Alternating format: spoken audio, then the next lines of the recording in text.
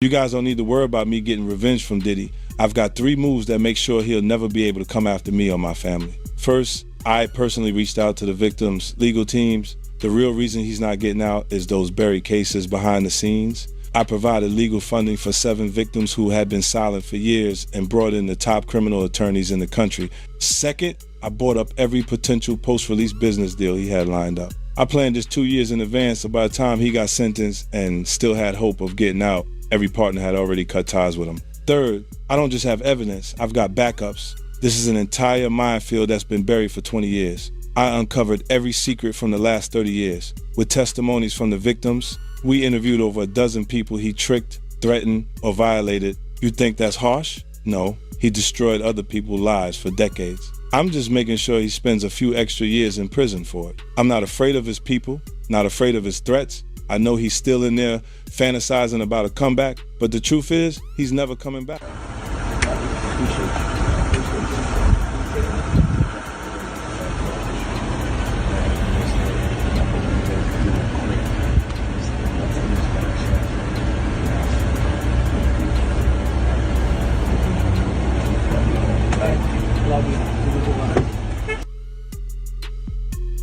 Is this real life? I feel crazy. The world is spinning around me. What's happening? You have 4 eyes. I have 2 fingers. Ah! For years, the industry treated certain moments as background noise, clips laughed off, behavior minimized, and questions quietly shelved. Now, through 12 interviews and archival reconstruction, 50 Cent's documentary reopens a timeline many assumed was closed. At its center stand Diddy, an architect of cultural power, and Justin Bieber, a child star who entered that world before fully understanding its cost. What was once dismissed as rumor is now examined as pattern. When silence lasts this long, was it accidental or carefully maintained? Yeah, so as soon as you turn 16, you know what I'm saying, I'm gonna let you rock this every time you come to LA. Yeah, this gonna be yours. So every time you come to LA, it's a little dusty, but you know, come get the front shot of this. Man. Turn that out. Minute. Woo. Okay. Okay. Alright, so I'm gonna be driving this next year. Yeah, when you get 16, you come down there, you gotta, you know, wear your seat. I mean, I'm 15, you could ride in the passenger seat. I got my permit. Not yet. No. Alright, 16. You're not ready. 16. Let's slow down. Let's slow down, Justin. Okay. Let's slow down, okay? One step at a time. But yeah, the keys is yours when you get 16. You good to go. I'm good to go. Yeah. Alright. Then, when you get 18, you get the house. You get the mansion. Okay. I get the mansion? Yeah. So where are we off to now? And where would you like to go? I mean, wherever you want to go. Where are we going? So check this out, yo. Justin, you ever seen the movie 48 Hours? Right now, he's having 48 hours with Diddy, him and his boy. They're having the times of their lives, like, you know, where we hanging out and what we doing. We can't really disclose, but it's definitely a 15-year-old's dream. You know, I have been given custody of him. You know, he signed to Usher. I'm signed to Usher. I had legal guardianship of Usher when you know he did his first album. I did Usher's first album. I don't have legal guardianship of him, but for the next 48 hours, he's with me. So and we gonna go full crazy. I'm going crazy. Crazy. I'm taking this out tonight. What you wanna do? What you wanna do over the next 48 hours? 48 hours. Let's go. Let's just go get some girls. Let's go hang out with some girls. A man after my heart. That's what I'm talking about, kid.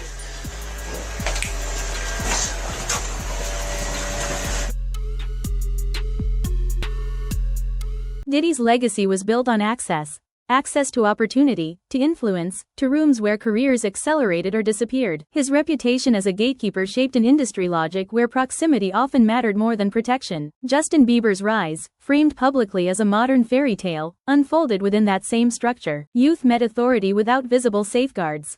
When success is fast-tracked through power, what responsibilities are quietly deferred? You understand? You got people in the industry that's been saying for years, this man is having sex with underage.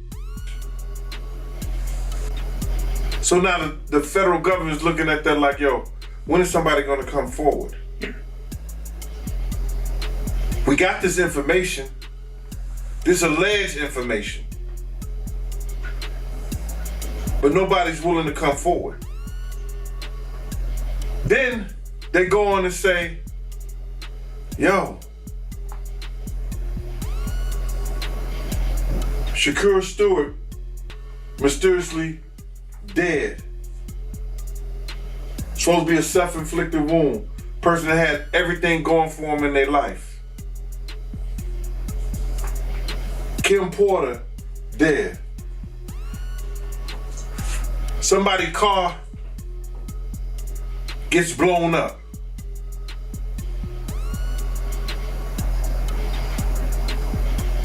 This guy is walking around threatening other actors, people.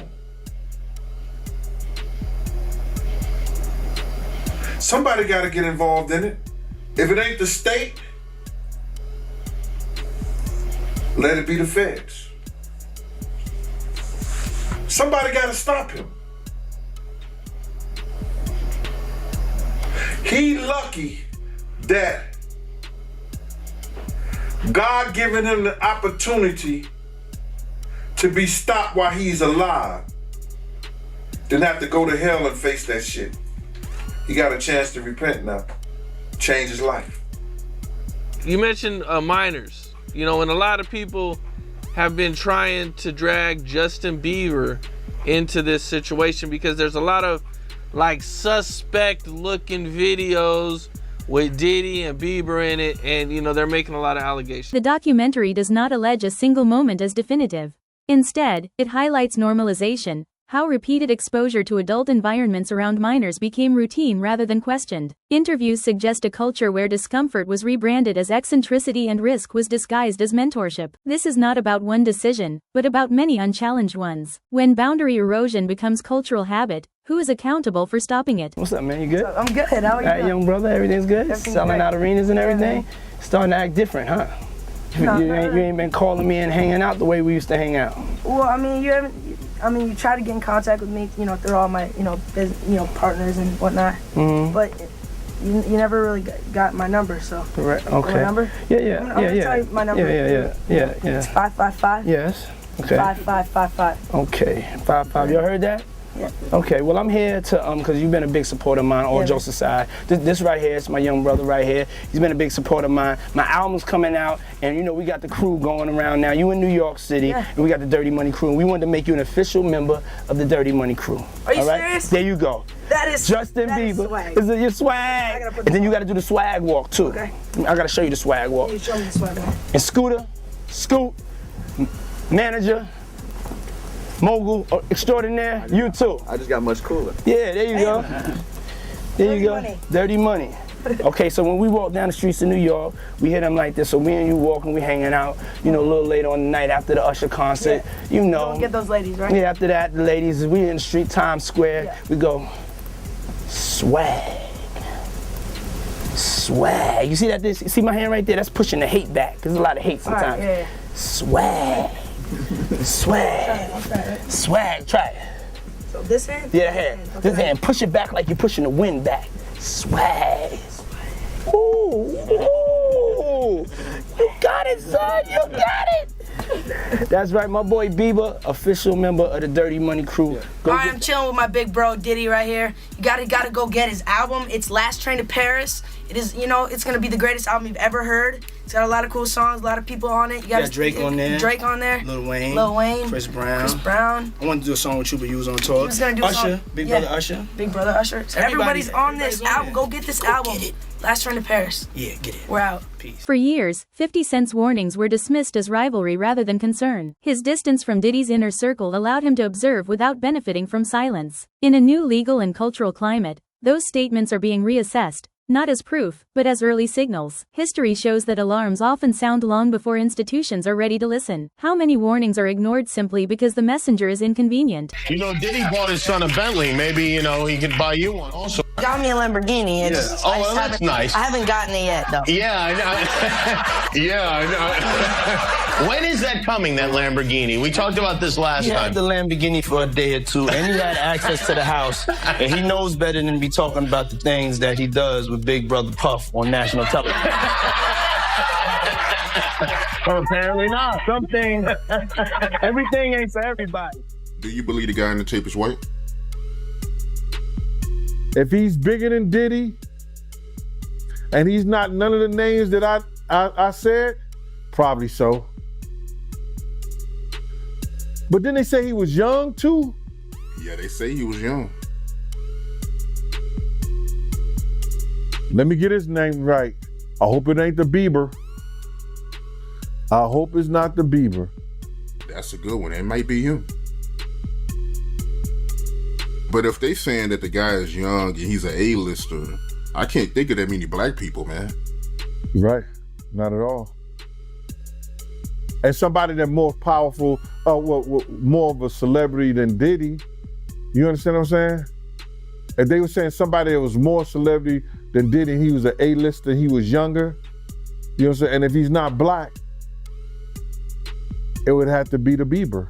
That's his name, Bieber? They said I got that wrong too. Justin Bieber, allegedly. I don't know, bro. Right. But when you heard the news that Diddy, he had a tape with another man, did that catch you by surprise or no? Well, all this shit is by surprise to me. A lot of this shit is by surprise to me, to be totally honest, man. Because I knew Puff, I knew Puff Daddy. Diddy's influence extended far beyond music contract. He controlled access to social and professional spaces where loyalty was rewarded and refusal carried consequences. Justin Bieber's proximity reflected an industry norm where advancement flowed through individuals rather than transparent systems. In such environments, power is personal, not procedural. When careers depend on proximity, who truly has the power to say no? I knew Diddy before he was Love and Brother Love and back to Diddy. So, no, but the diddler, he's the diddler now. A lot of it's surprising, but it's not unheard of. Because you hear of all kinds of shit, and whether it registered with you or you internalize it or something like that, that's a whole nother story. But a lot of this stuff it's crazy, but this is the world that we live in now, man. That these individuals thinks it's all right. Bruh, when does it comes all right to be sitting there eating food off a naked woman? When did we start doing what they do? Let's keep it a buck. When did we start doing what they do? These guys is popping pills. These got Jay-Z dancing with a chick that's into... Several interviewees describe a celebrity culture where excess was excused as status and behavior was rationalized as freedom. Practices that would raise concern elsewhere were normalized behind wealth and influence. The issue raised is not shock value, but desensitization. When extreme behavior becomes routine, how does anyone recognize the moment it crosses a line? Might make you change your mind. Look at Lil Nas X. He fizzled out fast too. So would you say someone like Justin Bieber is a victim? I just seen he is reportedly selling his whole catalog because he's broke. Yeah. Yeah. And once he finishes getting that money, I don't understand why he's broke. He didn't have to be broke. Usher just wouldn't stop robbing him. Damn.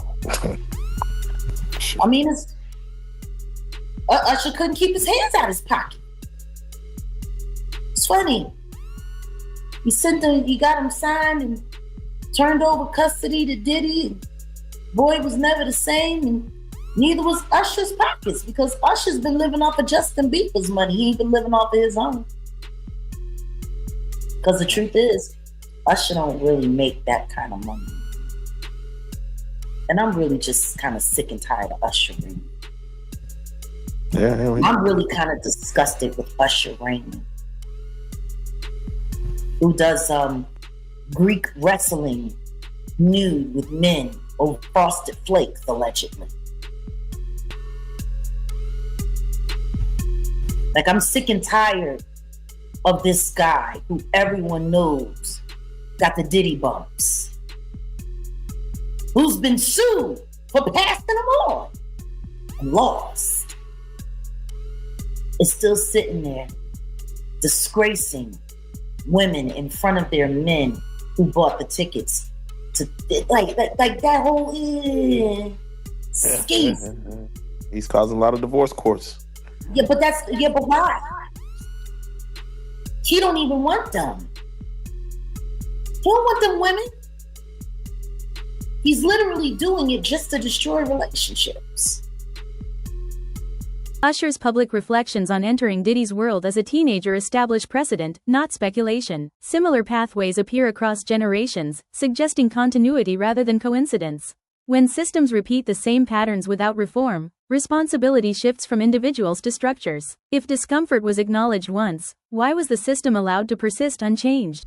I watched a video of an interview of Justin Bieber, and he was talking about Billie Eilish. And he was broke, almost in tears. He's like, I just want to protect her.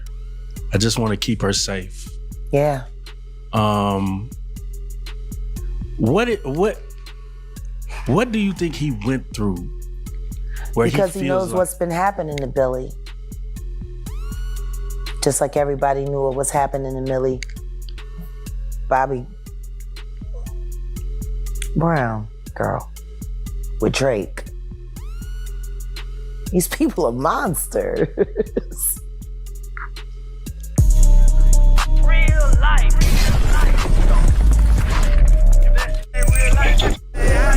It ain't real life. Just a real life street star. You know what time it is.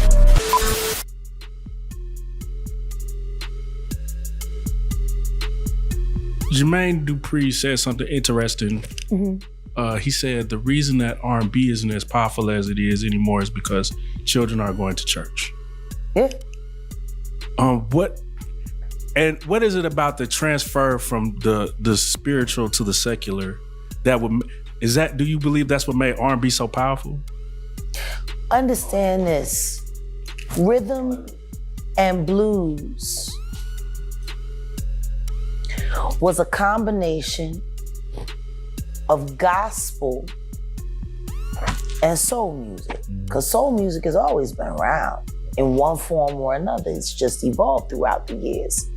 And you got gospel, rhythm and blues. That's what put that together. That's why they made such a big stink about the Ray Charles incorporating gospel sounds into secular music. Because they wanted people to separate the two. This is demon, this is good. The truth is none of that's real. There is no bad, there is no good. There is what is and there is what is not. And that's sad. But when you take the spirit that comes from that. As scrutiny intensified, many celebrities with historical proximity chose silence, while 50 Cent spoke louder. This contrast reveals an industry equation. Speaking risks relationships, silence preserves them. Survival often outweighs truth. The result is not necessarily cowardice, but calculation. When silence becomes the safest option, can accountability survive at all? Witness that just testified against Diddy to the grand jury and had to give up 8 videotapes to the feds that contained celebrities in these freak-offs with Diddy is now listing some of the names that he saw on these tapes. And this man said that he got these tapes from a very close friend of Kim Porter's, and these were Kim Porter's tapes that she was going to use against Diddy. And some of the names that he says are some that we have heard rumored over the years. He said he saw Justin Bieber on this tape and he appeared to be underage during this time. He also saw Usher on these tapes and Usher definitely appeared to be underage. And this one gave me the chills because we've heard that Usher is the one that sent Justin Bieber to Diddy. Courtney Burgess sat down with the Too Strong channel here on YouTube and started naming some of the celebrities that he saw on these tapes. Were kids involved in these parties that you can verify from looking at the tapes? If Justin Bieber was older than he's supposed to have been, yes. If Usher was older, well, Usher was definitely young. Okay. You understand? They showed the part with his, the blood was all in his bed. You understand? It looked like they came home from a event, a party or something. Went on to explain how Danny Boy was also in one of these videos with Mary J. Blige and Diddy together. And Danny Boy admitted when he was 15 that Mary J. Blige flew him out to New York and he slept with her while he was underage. Justin Bieber has never publicly accused Diddy of criminal wrongdoing. Yet his later reflections on anxiety, loss of control, and emotional collapse form a record that complicates simple narratives. He describes being young, overwhelmed, and surrounded by adults with competing interests. Trauma does not always arrive with an allegation. If harm is systemic, why do we require a single accusation to acknowledge it? Mary J. Danny Boy, okay. You know what Danny Boy is? I heard that before. I don't, I've been so far away from hip hop, I forgot, but I have heard that name, Danny Boy. Danny Boy, back then, he looked like he was about 16. They both was about. He also claimed that Jaden Smith, Will Smith's son, were in these videos, and he also said that there was photographs and videos of Diddy eating off of young girls. Pictures or images of any of this stuff? Yeah, I got Justin Bieber, Will Smith's son, whatever his name is. Other females on the table, they was young. He was eating off them. A lot of entertainments in there. I got calls from certain of them wanting to get the tape out of my hand. And I said, I don't know what you're talking about. And I have said that if this man testified to the grand jury, the feds had to have some reason to bring him in to actually testify against Diddy. But y'all let me know what you guys think about this man naming all of the people on the Diddy tapes in the comments. The implications here are not strictly legal. They are human. Damage can surface years later without a clear origin, expressed through instability rather than testimony. Systems that fail to protect rarely leave clean evidence behind. If we only recognize harm when it fits legal language, how much suffering remains unnamed? You think he has a mole or an informant in his camp that's cooperating? Oh, no doubt. No doubt. Listen, bro. Just doing law enforcement myself, just take for instance. I think the individual was a Syracuse former basketball player named Jason Barnes or Beard or something like that. He already had drug charges against him.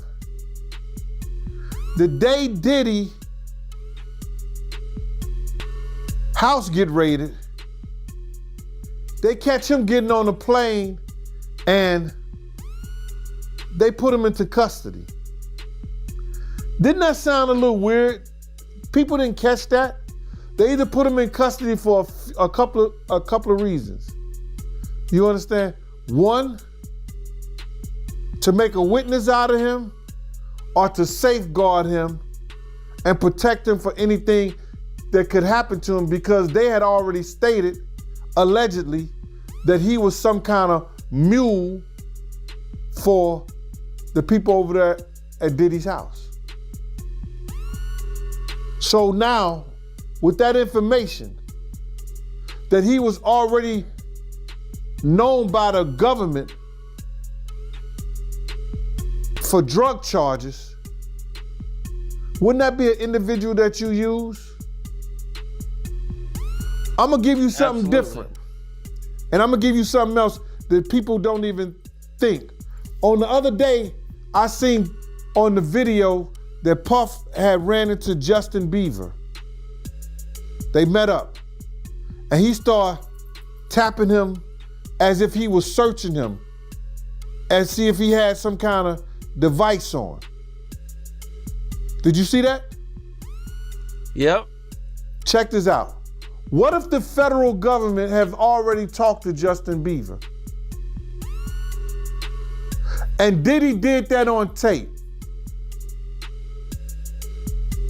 That means in his mind, he think this person may be a witness. Right? When Diddy's story entered federal court, the conversation narrowed to what could be proven. Courts address actions, not culture. Verdicts resolve cases, not ecosystems. Legal outcomes do not erase structural failures that enabled harm. When the courtroom closes a file, does it also close the conversation?